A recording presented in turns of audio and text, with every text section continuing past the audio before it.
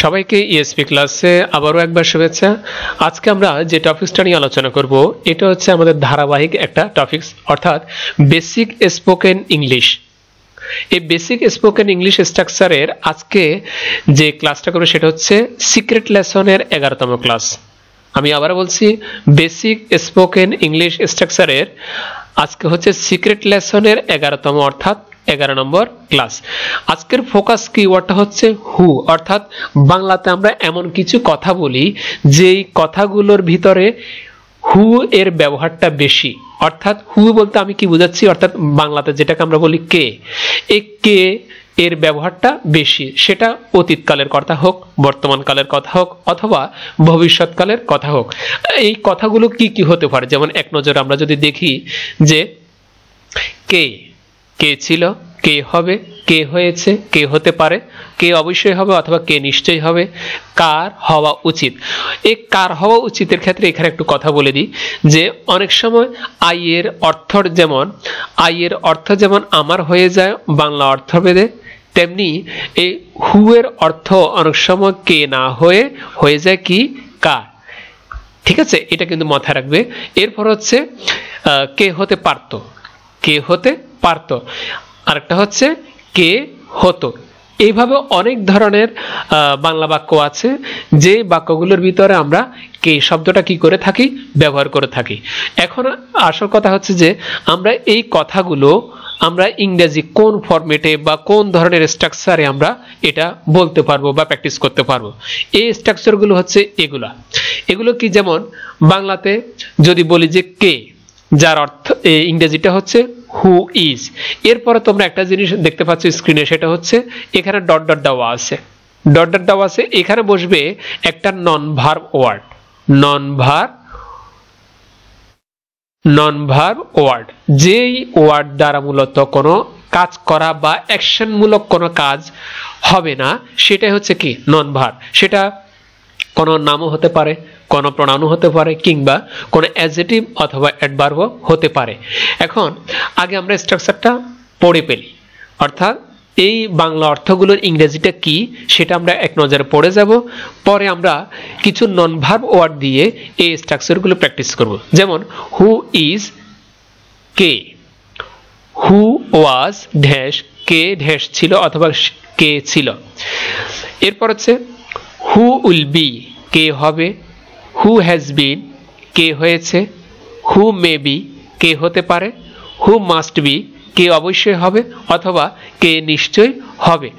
এরপরে হু should B, কার হওয়া উচিত। আমরা একটু আগে বলেছিলাম যে হু এর অর্থ অনেক সময় কে না হয়ে বাংলা অর্থভেদে আমি যদি অর্থটা প্রাসঙ্গিকভাবে মিলাতে চাই, অর্থের পরিপূর্ণতা নিয়ে আসতে আমরা অনেক সময় হু এর বাংলাটা কে না হয়ে কারও হয়, সেটা প্র্যাকটিক্যালি আমরা এখানে দেখালাম যে কার হওয়া উচিত।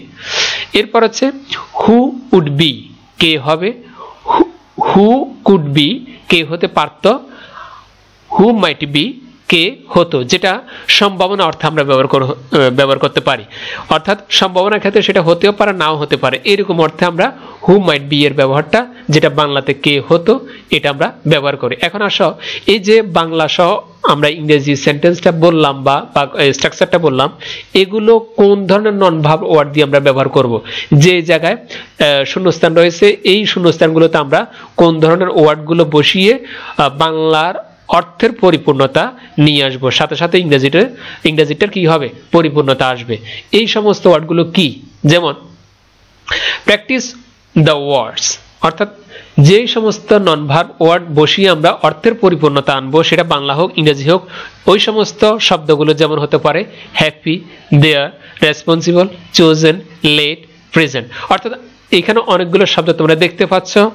এটা যে স্পেসিফিক শুধুমাত্র এই শব্দগুলোই যে বসবে তা না, অর্থাৎ আমি বলেছি যে যে কোনো শব্দই বসতে পারে শুধুমাত্র ভার্ব ছাড়া যে কোনো শব্দই বসতে পারে।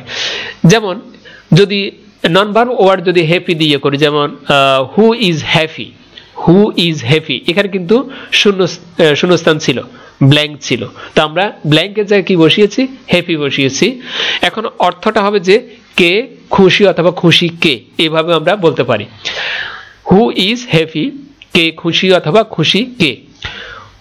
হু ওয়াজ দেয়ার, কে সেখানে ছিল অথবা সেখানে কে ছিল। হু উইল বি রেসপন্সিবল, কে দায়িত্বশীল হবে অথবা দায়িত্বশীল কে হবে। হু হ্যাজ বিন চোজেন, কে নির্বাচিত হয়েছে অথবা নির্বাচিত কে হয়েছে। হু মে বি লেট, কে দেরি হতে পারে অথবা কার দেরি হতে পারে। এখানে আমরা কারও বলতে পারি, কার দেরি হতে পারে অথবা দেরি কার হতে পারে, এভাবে বলতে পারি। হু মাস্ট বি প্রেজেন্ট, কে অবশ্যই উপস্থিত হবে। এরপরে রয়েছে হু শুড বি কেয়ারফুল, কার সতর্ক হওয়া উচিত। হু উড বি রেডি, কে প্রস্তুত হবে। Who could be the winner, কে বিজয়ী হতে পারত।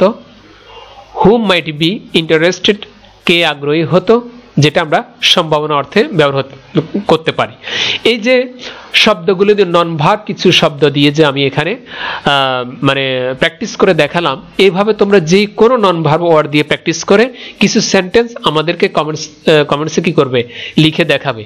আর কমেন্টসে যদি না দাও, তোমরা এখানেও আমাদেরকে কি করতে পারো, লিখে দেখাতে পারো। সেটা হচ্ছে ফেসবুক গ্রুপে তোমরা জয়েন হতে পারো, যেটার লিঙ্কটা, ফেসবুক গ্রুপের লিঙ্কটা আমাদের ভিডিও ডেসক্রিপশনে দেওয়া আছে। আর আমাদের গ্রুপের নামটা হচ্ছে ইএসপি ক্লাস অফিসিয়াল গ্রুপ। আর তোমরা যদি হোয়াটসঅ্যাপ চ্যানেলে জয়েন হতে চাও, সেটারও লিঙ্ক নিচে দেওয়া আছে ডেসক্রিপশন বক্সে, যেটার নাম ইএসপি ক্লাস। এরপরে ওয়েবসাইট রয়েছে আমাদের espclass.com, যেখানে গেলে দেখবে বিভিন্ন ধরনের টপিকস নিয়ে আলোচনা করা হয়েছে, যেখানে এই টপিকসগুলো তোমাদের বাস্তব জীবন কিংবা শিক্ষা জীবনে অনেক অনেক কাজে লাগবে।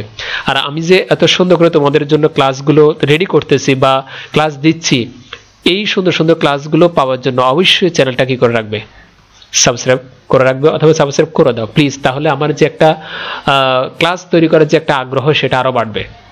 আজকে এই পর্যন্তই, খোদা হাফেজ।